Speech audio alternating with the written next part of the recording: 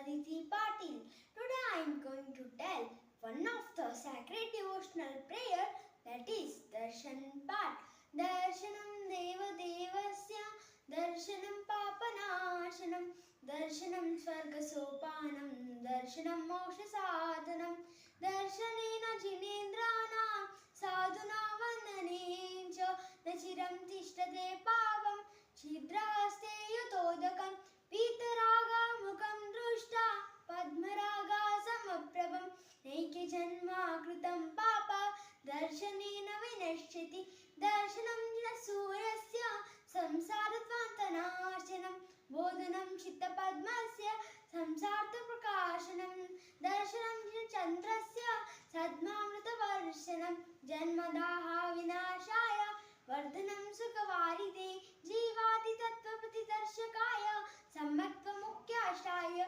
Grunashraya Prashanta Rupaya